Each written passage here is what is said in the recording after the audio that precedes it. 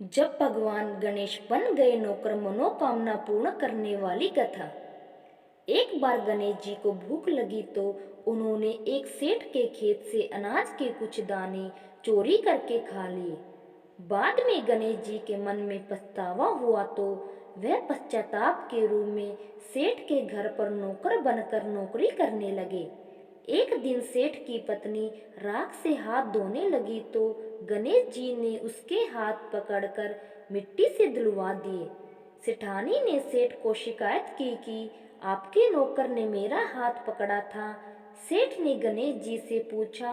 गणेश जी कहने लगे कि सेठ जी, ऐसा मैंने इसीलिए किया क्योंकि राख से हाथ धोने से लक्ष्मी जी चली जाती हैं, लेकिन मिट्टी से हाथ धोने से लक्ष्मी जी का आगमन होता है। गणेश जी की बात सुनकर सेठ प्रसन्न हुआ कि यह नौकर तो बहुत ज्ञानवान है। कुछ दिनों के पश्चात सेठ ने गणेश जी को सेठानी जी को कुंभ मेला स्नान करा लाने के लिए कहा। सेठानी वहां पहुंचकर किनारे पर बैठकर स्नान कर रही थी तो गणेश जी ने हाथ पकड़कर डुबकी लगवा दी। सेठानी ने इस बार भी सेठ से शिकायत कर दी कि यह नौकर इतने लोगों के बीच हाथ पकड़कर पानी में ले गया। सेठ जी ने इस बार भी कारण पूछा। नौकर बने गणेश जी कहने लगे कि सेठ जी, सेठानी तो किनारे पर बैठकर गंदे पानी से नहा रही थी। मैंने इन्हें पकड़कर साफ पानी में ले जाकर अच्छे से डुबकी लगवाई, जिससे इन्हें अगले जन्म में राजपाट का सुख प्राप्त होगा। इस बार भी गणेश जी की बात सुनकर सेठ संतुष्ट हो गया। एक दिन सेठ के घर पर हवन की तैयारी चल रही थी। सेठानी काली चुनरी ओढ़कर हवन में जाने लगी तो गणेश जी ने सेठानी को टोका और कहा कि पूजा में काले वस्त्र धारण नहीं करने चाहिए, इसीलिए तुम लाल चुनरी ओढ़कर जाओ। सेठानी गणेश जी की बात से नाराज हो गई। सेठ ने सेठानी से इसका कारण पूछा तो सेठानी कहने लगी कि अब यह मेरे कपड़ों पर भी रोक टोक करने लगा। कि यह सुनकर सेठ ने उन्हें डांटा कि यह कैसी बदमाशी है।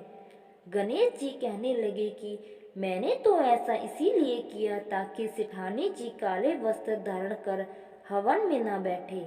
ऐसा माना जाता है कि काले वस्त्र धारण कर शुभ कार्य करने से वह सफल नहीं हो पाता। सेठ सोचने लगा कि गणेश कह तो बिल्कुल ठीक रहा है और उसने सेठानी को लाल चुनरी ओढ़कर हवन में बैठने के लिए कहा।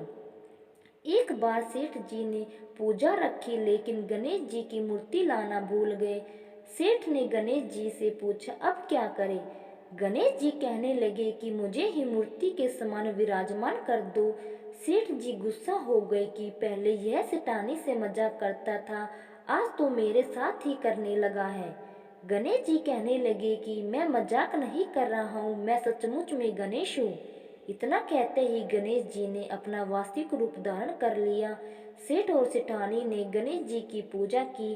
पूजा के पश्चात गणेश जी अंतर ध्यान हो गए।